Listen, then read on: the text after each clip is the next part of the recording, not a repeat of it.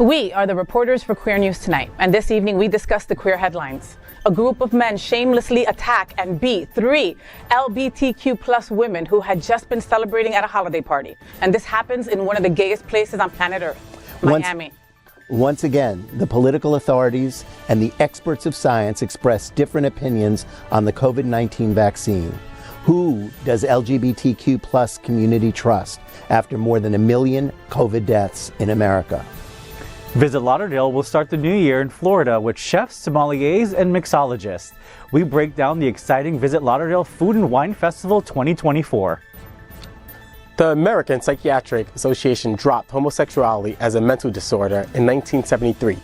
It is 2023, and even after 50 years, conservatives have understood nothing. How many more decades shall we give them to come to terms with science? Good evening, everyone, and welcome to Queer News Tonight. This is the world's first and only LGBTQ plus daily evening television news broadcasting live and available on demand. Available on all smart televisions, including Roku, Apple TV, Android TV, Amazon Fire TV, Twitch, YouTube, and Facebook. It's time to queer up the news. It is Monday, December 18th, 2023, and we are live and literally out of the closet and into the headlines. So many of your important stories we're going to tell this evening on Queer News Tonight.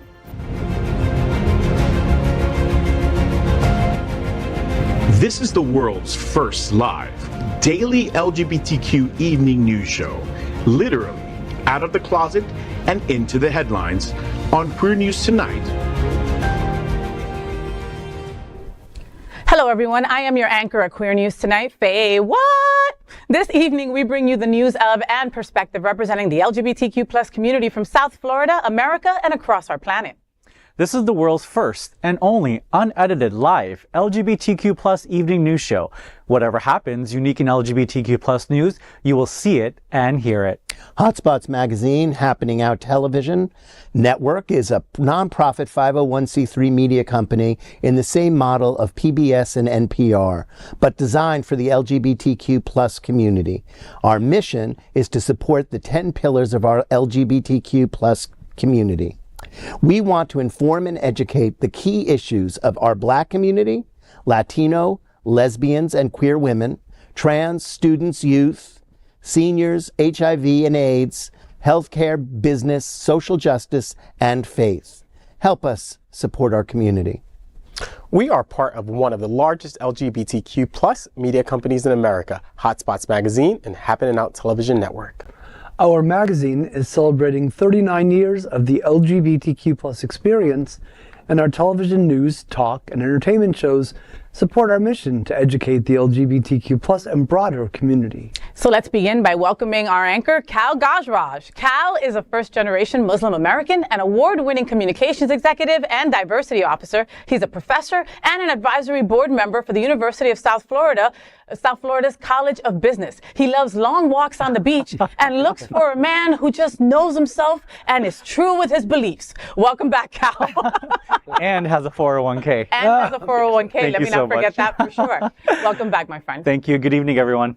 Let's welcome Robert Kesten. Robert believes in the universal human rights and has dedicated crucial years of his life to the integration of the Universal Declaration of Human Rights around the world. He conceptualized the UN Decade of Human Rights Education and is now the executive director of Stonewall National Museum Archives and Library that we love. Welcome back, Robert. Thank you. And I just wanted to remind people that on February 24th, we will be having our second Standing on the Shoulders of Heroes Gala here in Fort Lauderdale, actually in Wilton Manors, and we will be honoring, among others, Stacey Ritter. I love Stacey Ritter. We all love Stacey Ritter, who puts her neck out for us in our community in ways that nobody else does. And Diana Nyad will be coming. Yeah. And if anybody shows resilience and determination and gives our community a feeling of nothing is impossible no matter how old you are, it is Diana Nyad and the stars of the documentary HBO film The Stroll, which is about trans women of color who survived the streets of New York when nobody else would support them. That's right. Yeah. I love this, and I love this gala, and I am all about it. Thank you so much for and for bringing these incredible people to get spotlighted and give them their flowers while they're alive. You know what I mean? Exactly. Thank you, Robert. Yes, make sure you get your tickets for the gala. I love how he says it, gala. All right, get your tickets today, February 24th. All right. Next is Dr. Edward Summers, the executive director of Pride Lines, Miami's LGBTQ community center. Dr. Summers was also the founder and CEO of a New York-based nonprofit, the Thinkubator Inc. Welcome back.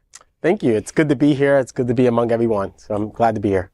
Next up, let's welcome anchor Gregg Shapiro. Gregg's 9th book, Refrain in Light, was selected for the Poetry Mutual 10 Best Poetry Books 2023 list. His entertainment coverage, including celebrity interviews, runs in a variety of print and online publications. Welcome back, Gregg. Oh, shucks. What? He's so shy. You're so cute, honey. I love how when you wear that hat to like hide. You would never know that he wrote 43 books. He's like so shy. Write one about not being shy. Maybe, right? I'll try. We are the reporters for Queer News Tonight, and this evening we begin with the queer headlines. The LGBTQ plus community in South Florida and across America is diverse.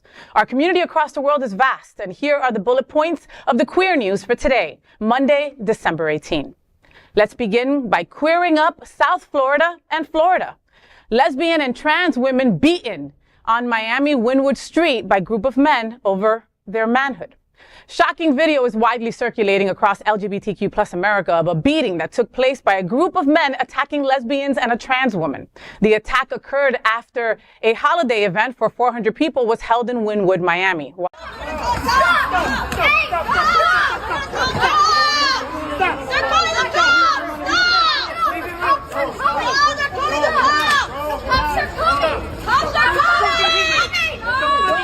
The news was first reported by NBC6 South Florida and a popular LGBTQ plus reporter, Jamie Gorilla.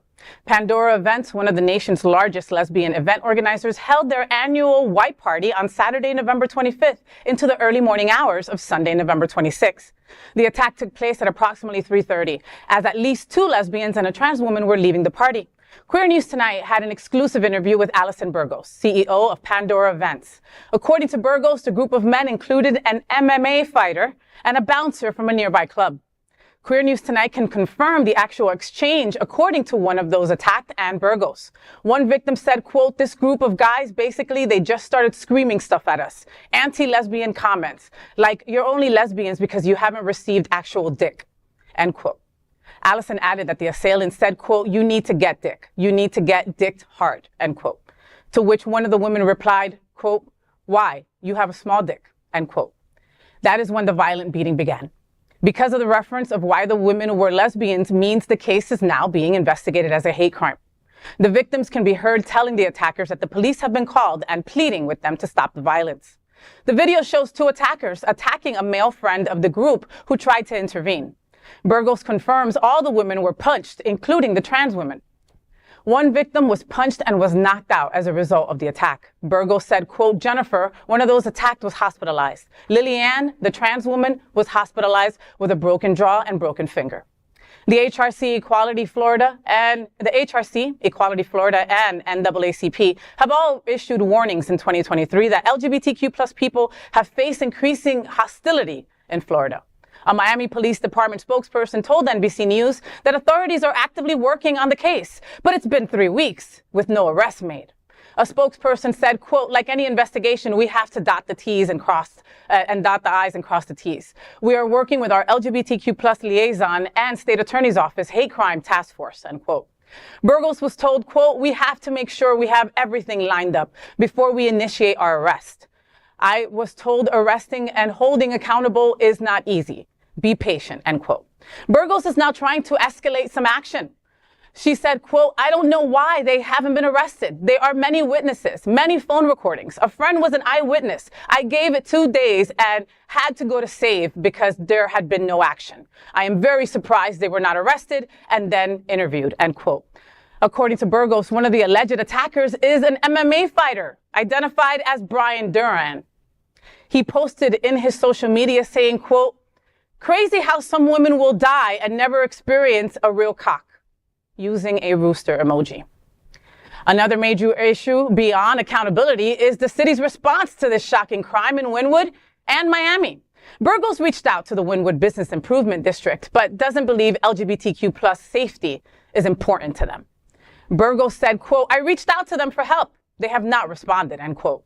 And to that, the response from the city of Miami. Mayor Francis Suarez has had no comment on the attack in any official capacity. Burgos says, quote, "We're seeing more violence and criminal activity against the LGBTQ plus community. The city is doing nothing. Mayor Suarez does not seem to care," end quote. Queer News Tonight asked about Miami-Dade County and Mayor Daniela Levine Cava, famously supportive of the LGBTQ plus community. Burgos pointed out that Wynwood is in Suarez's jurisdiction, not Miami-Dade County. But that did not stop Levine Cava. Burgos said, quote, "Daniela has issued a statement and called out the attack and violence. She told the world what Miami-Dade County thinks about LGBTQ plus hate crimes. Mayor Suarez has not," end quote. It should be noted the irony that the Miami-Dade County mayor has a lesbian daughter. And in Wynwood, Miami could have been the target of this random attack by these men. The damage to Wynwood has been done. As Burgos said, quote, "Wynwood does not feel safe. I won't be doing another event here," end quote. Growing hate and violence against LGBTQ plus has been a major story in 2023. It made Queer News Tonight consider obvious comparisons of whether an event like this could happen in Wilton Manors and Fort Lauderdale.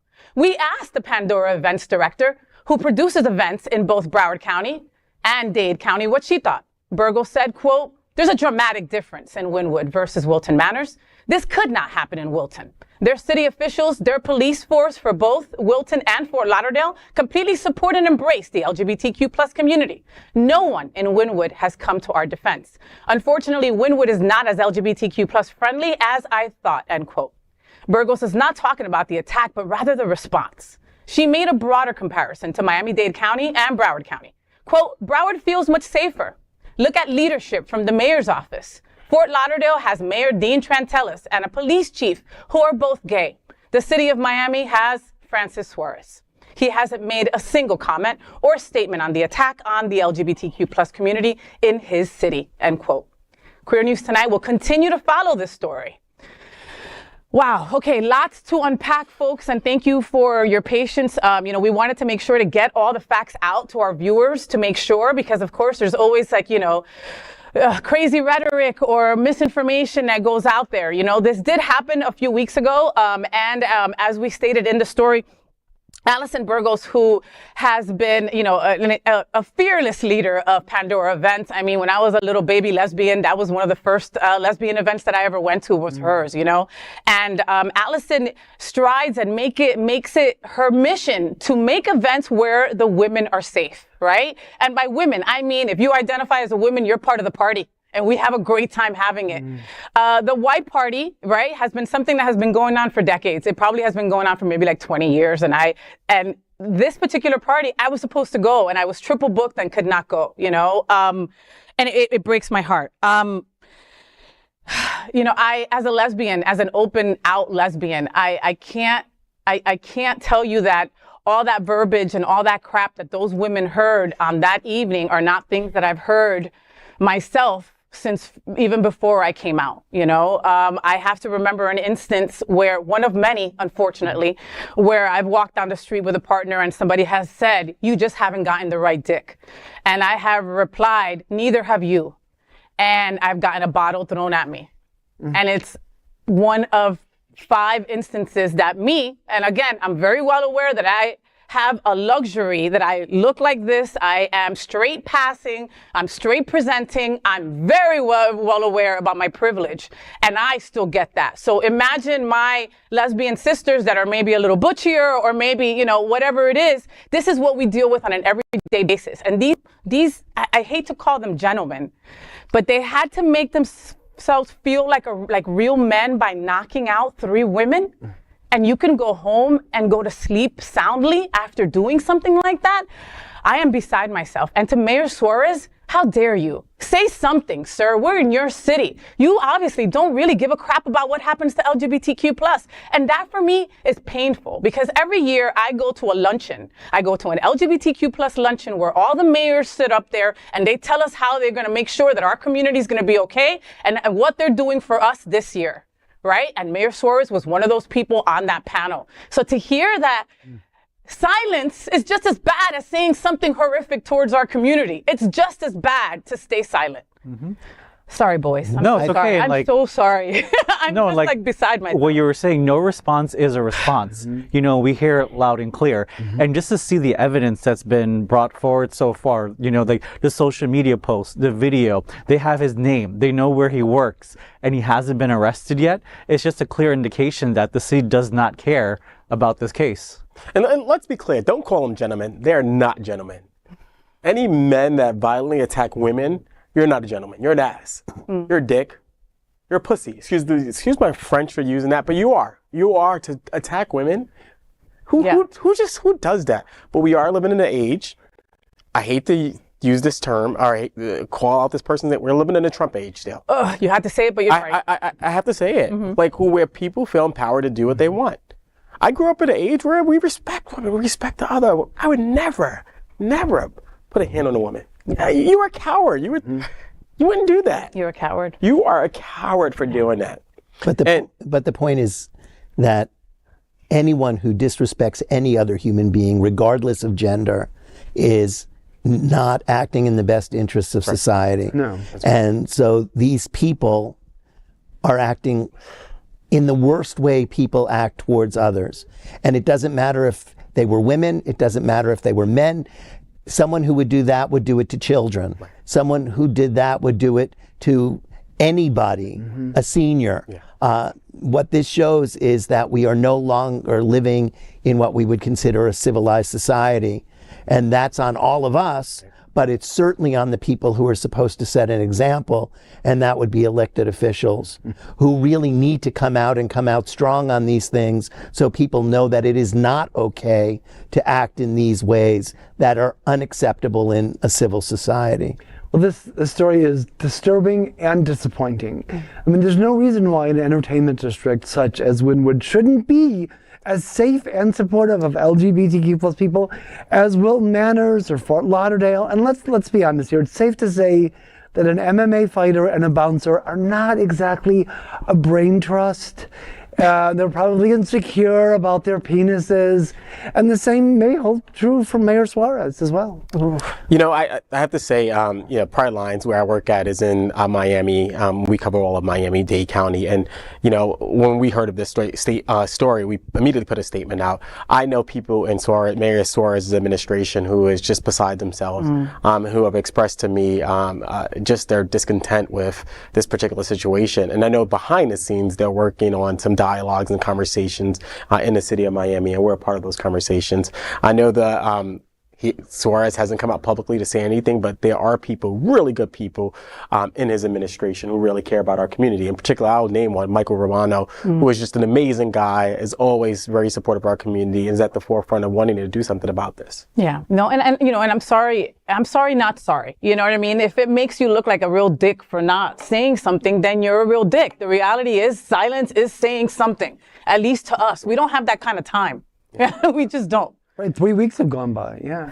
Wow, well, we will stay tuned to Queer News Tonight. We'll definitely have more results with this story. Yeah, and I have to say, we at Pride Lines won't let this go. You know, one of our, key principles is promoting dialogues and safe and affirming places. And so in 2024, we're at the end of the year, but we won't let this go. We'll definitely be at the forefront of this as well. Yeah, and again, there was only 13 lesbian bars in the whole entire country, right? And that's been like a big news story all for the last couple of years, and they keep on saying that the reason that we don't have lesbian spaces is because we're allowed everywhere.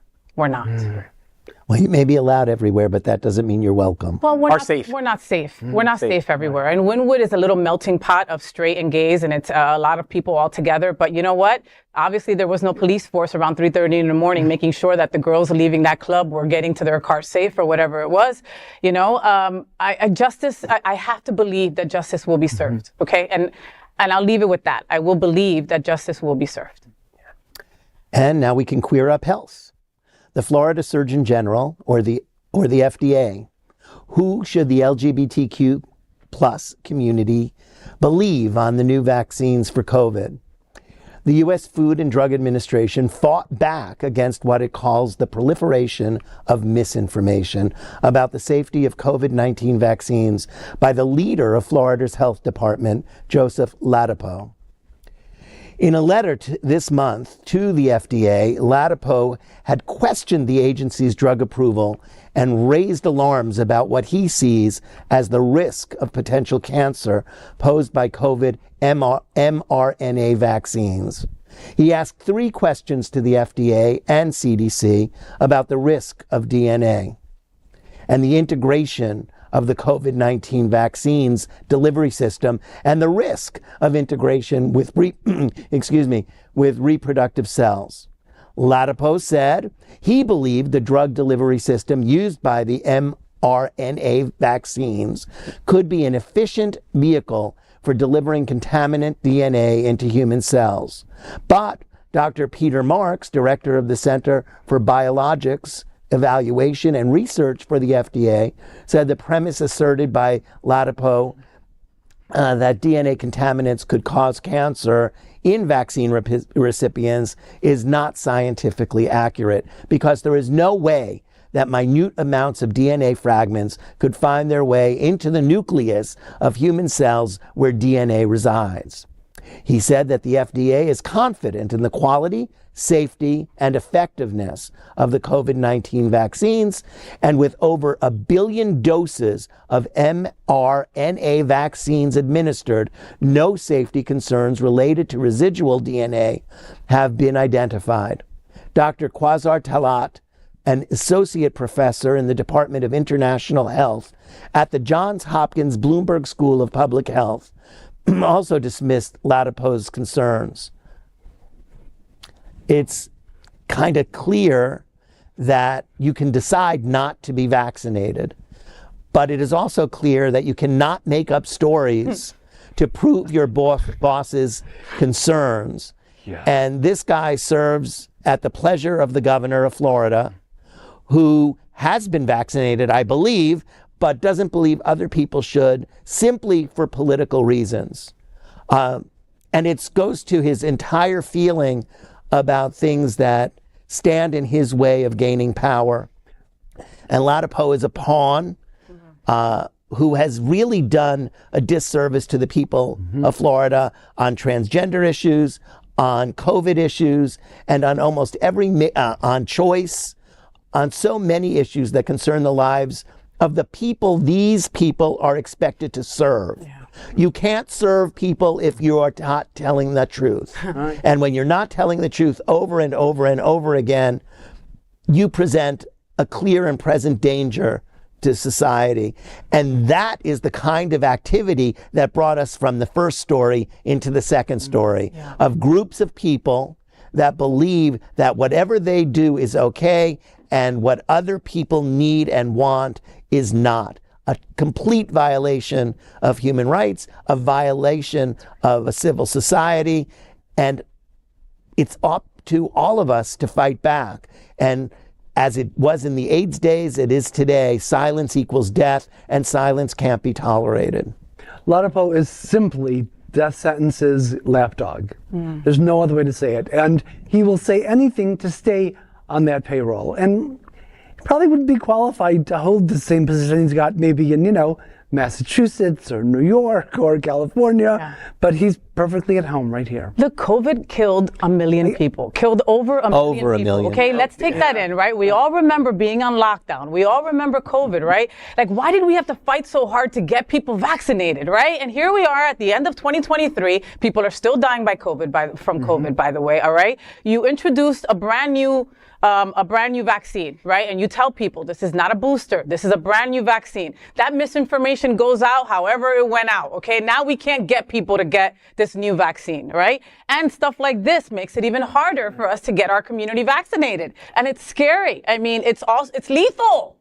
Well, sorry for interrupting, but when the courts have to order the state of Florida to release information on COVID and COVID deaths, when the courts have to demand it, government is not doing its job. When government is not doing its job, we're all at risk. No, I can't agree more. And what I appreciate about this story is that Johns Hopkins School of Public Health, which is an independent body, it's not a government entity. A lot of people have fear of government, that government gives out misinformation, but Hopkins is a very respected institution.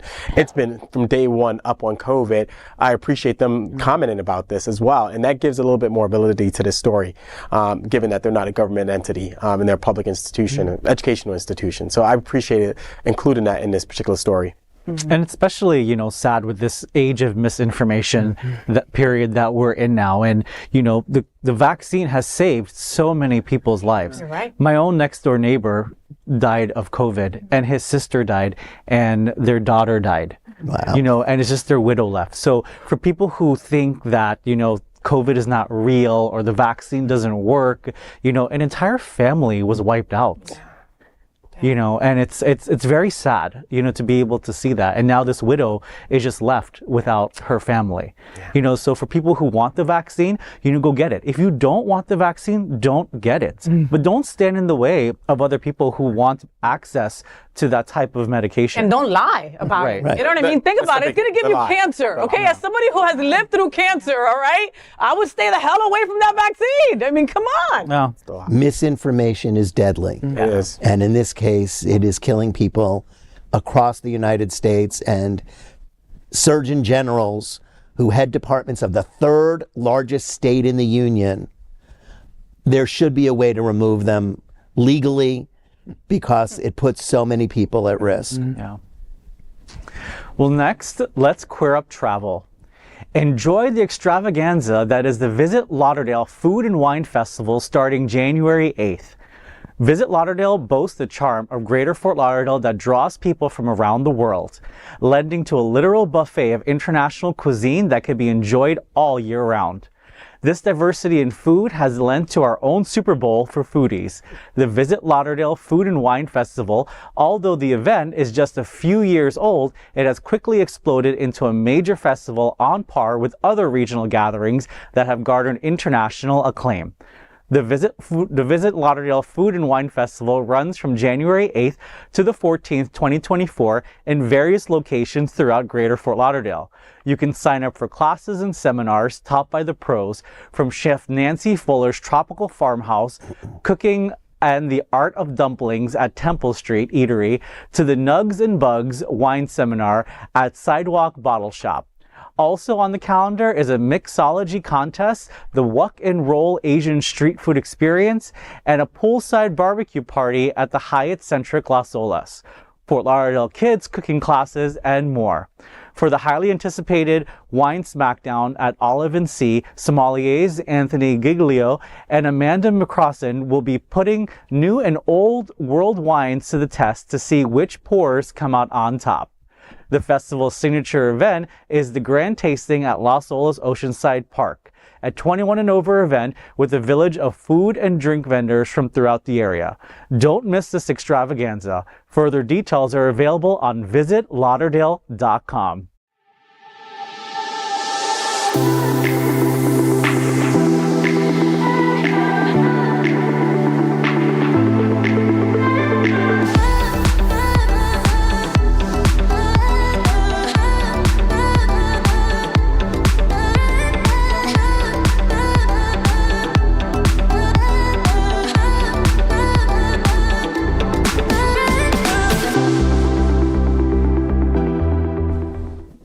I'm so excited for this Food and Wine Festival. I attended last year. It's usually one of the events that I do for my birthday because it usually falls the same weekend. Folks, because Kal's birthday is January 10th, 11th? 16th. Okay, close enough, right? Close enough, right? He celebrates for 3 weeks. Okay, so we start celebrating July. Okay, he gave me January 1st off. January 2nd, we already start celebrating this beautiful being who is Kal Gajraj. So there's a lot to, there's a lot. There's a full calendar event, but but for anyone who has not been to this event in the past, and if you've been to like the South Beach Food and Wine Festival, it's of the same caliber. All your favorite restaurants and bars are there. The Grand Tasting event is, of course, my favorite event because you get to go around and sample all the food and drinks, and everyone from Mayor Dean Trantelis to Stacy Ritter visit Lauderdale, and everyone, all your neighbors and friends, everyone's out, and it's so much fun. Everyone under the sun, right? That is everyone who will be there. And like Kal said, it's a wonderful event. A friend of the show, a friend of mine and Kal, the beautiful Miss Nicole Leag, who is from Big Brother, right? She's also an incredible chef, right? She is the butcher goddess, yes. And she's also going to be at this event as well. She's going to be cooking right up there, and it's going to be a wonderful thing, So, I mean, if the food, the wine, the tastings, the event, something for the kids, something for the dogs, they have something for everyone. I mean, they really do. What a fun.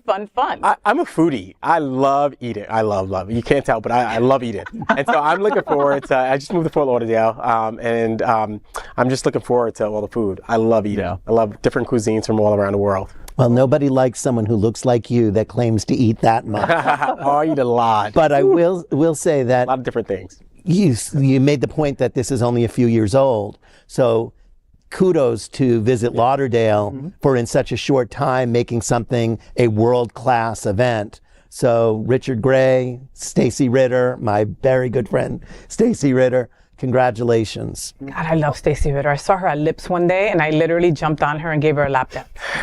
And then I said, I'm sorry. And then you put an air tag on her. And then I put an air tag on her. So now we know where Stacy Ritter is. Now we know where she is all the time. No, we love Richard Gray. We love Stacy Ritter. We love Visit Lauderdale. This is going to be a wonderful event. Bring the whole family. Get your tickets today because they also do sell out. Great. Next, let's queer up the U.S. view.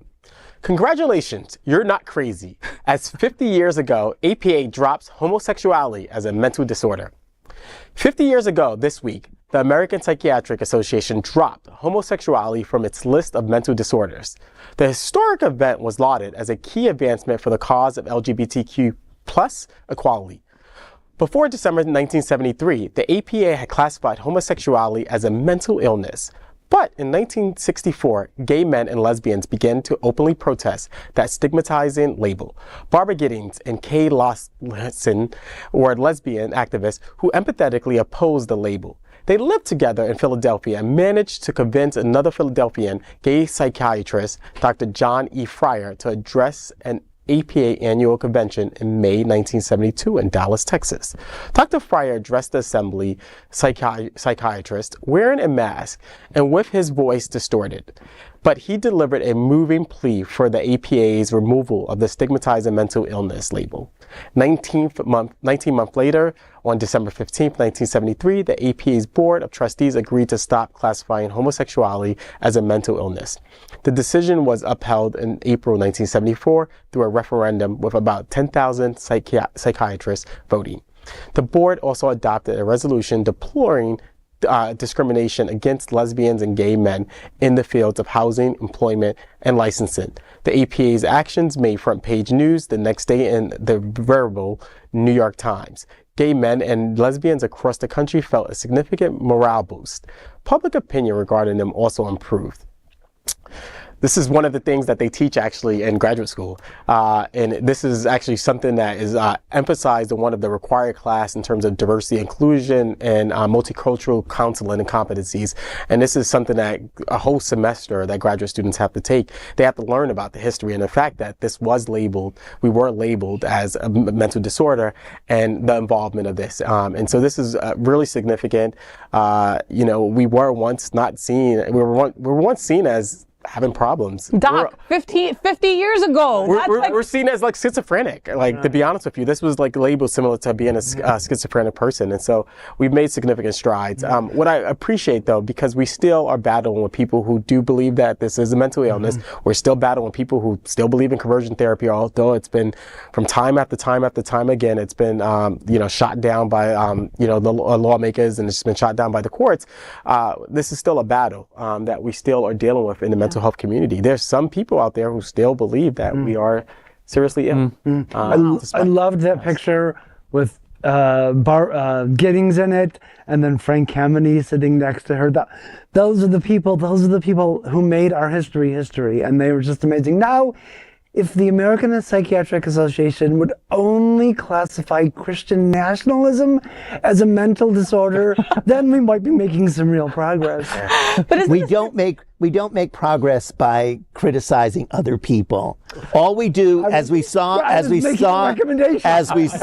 Wynwood, when you attack other people, you only escalate the problem. But what is important is that even though it's been taken off that list, the negative impact of so many years and religion and conservative social values have left the stigma for so many people, not only in the United States, but definitely around the world, where the Christian right supports efforts in Africa and other places to put LGBTQ people to death. And that is really criminal. And that is something that we don't speak up enough about, that Uganda's law for the death penalty was pushed through because the Christian right supported those elected officials. And now the First Lady of Kenya has called for that law to be implemented in Kenya. Oh, wow. So these are extraordinarily dangerous things. And it's really probably important that psychiatrists and other healthcare professionals, mental health care professionals, speak out louder, because it's so important for people to realize this was a fallacy then, it's a fallacy now, and it will be a fallacy in the future. It's still scary back on U.S. soil. Just recently, I was talking with a young man at Walgreens on Sunrise, right next to you, and he's homeless. He's 21 years old, and so he and I had a conversation. And his parents, because of what their therapist said to them, believes that he has mental disorder because he's gay. And the story is a little bit more convoluted, but the gist of it is that there are still therapists out there. There's still professionals who are pushing this, despite what APA has declared, over 50 years ago. So it's scary. It really is scary. And I'm a therapist, right? I'm a trained therapist, and this is something that we do speak out about, but we could be more vocal. But that gentleman is on the street because of someone telling the parent something like that. Absolutely, and it was really devastating, quite frankly, to see him out. And it was like midnight or something like that. And literally, I thought the young man was on drugs, but really he was not on drugs. He was just in disbelief that, one, he's homeless, his parents kicked him out, and that they do believe that he is mentally ill. Yeah, and that's something that's pervasive. That's right. And that's why so many LGBTQ plus youths are homeless, and why they ultimately have mental illnesses because of the stress and tensions that they face. So it's interesting that today the Pope said that the Catholic Church can now honor same-sex relationships. They didn't go as far as marriage, Just relationships. but relationships. but that is a huge step forward from the last Pope, who condemned it completely. And hopefully that the church, with over 1.2 or 3 billion members, some more religious than others, will start to move in the direction that the Pope is pushing. And that should help with some of these counselors and therapists that are very religious and are talking garbage. Are talking garbage. Last comment, Ed? Yeah, so I just want to say something about something you mentioned about these youth, Robert. What I appreciate about SunServe, Tony Lima, and something that he recently did in Broward. I love Tony; he's a great guy. But what Broward did he did in Broward is he has these safe homes in partnership with Sunshine Cathedral, where over the last year they piloted a safe home for homeless LGBTQ youth, and similar Pride Lines, even way before I got there, has a program. It's called Project Safe that works with homeless LGBTQ youth. So I do have some hope that we do have organizations that are thinking about this and that are really trying to support these young people that we've identified, like the young man that I met, who I recommended to Tony Lima in Sensor, because we're right here in Broward.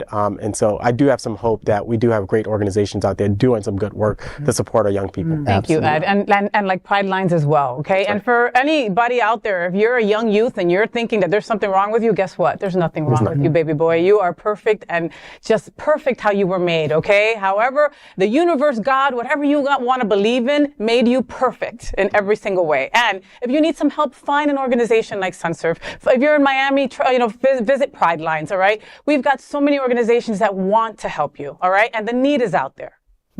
With that, we are proud of our special partnership with Sunshine Cathedral, the world's largest queer church here in Fort Lauderdale. Supporting that partnership, we are broadcasting from our permanent set here at Sunshine Cathedral at the Happening Out television studios. We broadcast Sunshine Cathedral's Sunday International Service at 10:30 a.m.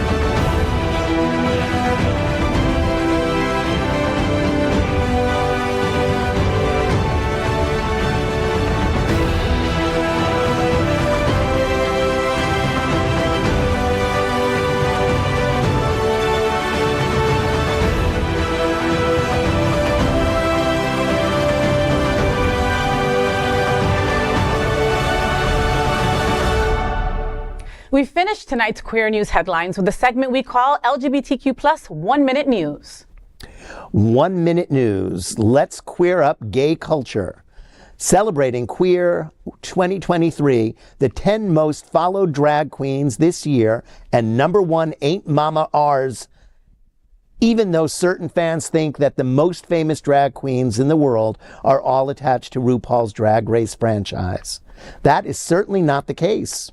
A third of the most followed queens on social media reached fame and notoriety without being a part of Mama Ru's franchise.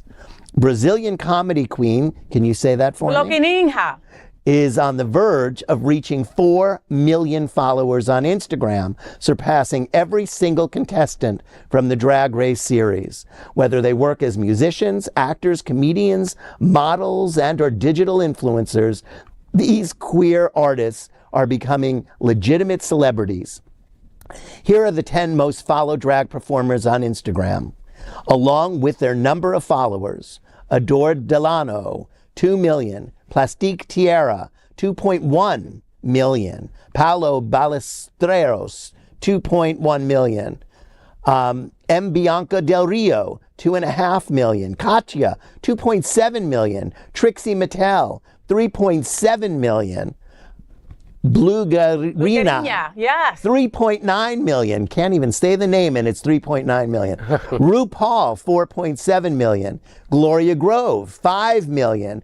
And Brazil's top Pablo Vittar with 12.5 million followers. LGBTQ plus 1 Minute News. Let's queer up the world view. Brazilian actors receiving death threats over a kissing scene in primetime soap opera. Kissing scenes between same-sex characters are rare in Brazilian soap operas that air during primetime on Globo, the largest commercial TV network in all of Latin America. Somehow, though, viewers of Globo's current primetime soap opera, Tierra y Piaxo, fell in love with two LGBTQ+ characters who have maintained a flirtatious and romantic dynamic between them. The characters are played by Amaury Lorenzo and Diego Martins. As a matter of fact, as per the leaked video on This Week, the soap opera has also received Globo's Breakout Actor of the Year. However, when Globo aired the first kissing scene between the LGBTQ+ characters, Ramiro and Kevin on Tierra y Piaxo on December 12th, homophobic and racist conservatives started going crazy. Following the video kissing scene on Tierra y Piaxo, Lorenzo took to social media to expose the despicable comments and death threats that he's been receiving. LGBTQ+ 1 minute news. Let's queer up South Florida and Florida. GMCSF Hard Rock concert celebrates major success with $150,000 on stage check. This week, the Gay Men's Chorus of South Florida presented one of America's most outstanding LGBTQ Christmas concerts, starring Glee's Amber Riley. The incredible concert was the end of and noteworthy year, as the concert was held at the 6,500-seat Hard Rock Live. But perhaps one of the greatest moments did not have a single note. Well, actually, maybe 150,000 notes. The Community Foundation of Broward's Director of Community Impact, Angelica Rosas, presented a substantial grant of $150,000 for GMCSF on stage before the Celebrate the Holidays concert. Accepting on behalf of the chorus were Mark B. Kent, Executive Director, and Edward Otto Zikil, Director of Marketing and Sponsorship. This arts and culture grant will enhance the chorus's infrastructure and expand its inspirational reach throughout the region. The chorus has been a vibrant part of the South Florida community since its inception in 2010. LGBTQ+ 1 minute news. Let's queer up South Florida and Florida. Man gets life for 2022 murder of Florida LGBTQ+ advocate and brother of former Miami mayor. A Florida man was sentenced to life in prison Friday after a jury found him guilty in the 2022 murder of his roommate, an LGBTQ+ advocate and brother of former Miami Mayor George Diaz Johnston. The Leon County jury found Stephen R. Yinger guilty of first-degree murder, tampering with evidence, grand theft motor vehicle, grand theft, and criminal use of a personal identification number. The judge assigned to the case sentenced him immediately to life in prison. The body of George Diaz Johnston was discovered in January 2022 in a Jackson County landfill several days after he was last seen. Police believe Diaz Johnston was strangled and his body was wrapped in bed linens and dumped in the trash at his home. According to the search warrant, Diaz Johnston's husband, Don Diaz Johnston, reported him missing. He told police that Yinger was his husband's roommate and they hadn't been getting along. George and Don Diaz Johnston were one of 6 couples who filed a lawsuit in Miami-Dade County in 2014, challenging Florida's ban on same-sex marriage. LGBTQ+ 1 minute news. Let's queer up the USA View. 2023 ends with drag bans to trans issues as record 75 anti-LGBTQ+ bills became law. The new Missouri law that affected transition-related care and allowed providers of transition-related care for minors to be sued by their patients until they turn 36 is part of a national effort by Republican state lawmakers to restrict LGBTQ+ rights. More than 500 state bills targeting lesbian, gay, bisexual, transgender, and queer people have been introduced in 2023. Of those bills, 75 became law. The plurality of those laws, 21, including Missouri's, are restrictions on transition-related care for minors, while 11 of them barred transgender student athletes from playing on school sports teams that align with their gender identities.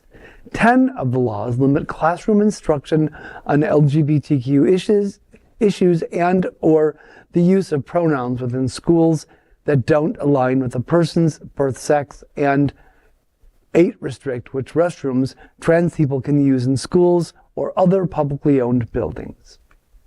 That is today's news for the LGBTQ+ community on the world's first and only daily LGBTQ+ evening news show. If our community is important to you, share this news with your friends and family. Are you, like most of America, part of our very large television audience watching this live LGBTQ plus news broadcast right now on Roku, Apple TV, Android TV, and Amazon Fire TV? Queer News Tonight is the only live LGBTQ plus digital television show in the world that is out of the closet and into the headlines. We need your support. If our community is to grow, we must tell our stories and bring them to the attention of the broader world. This is the only place in the world that tells these types of LGBTQ plus stories in motion and sound. That is the passion of Hotspots Magazine, Happening Out Television Network, and Queer News Tonight. I'm your anchor at Queer News Tonight, FayWhat! And on behalf of these LGBTQ plus reporters, the anchors of Queer News Tonight, including Kal Gajraj, Robert Kesten, Dr. Edward Summers, and Gregg Shapiro. We will see you daily at 8 p.m. And to our LGBTQ plus world, we wish you Good night.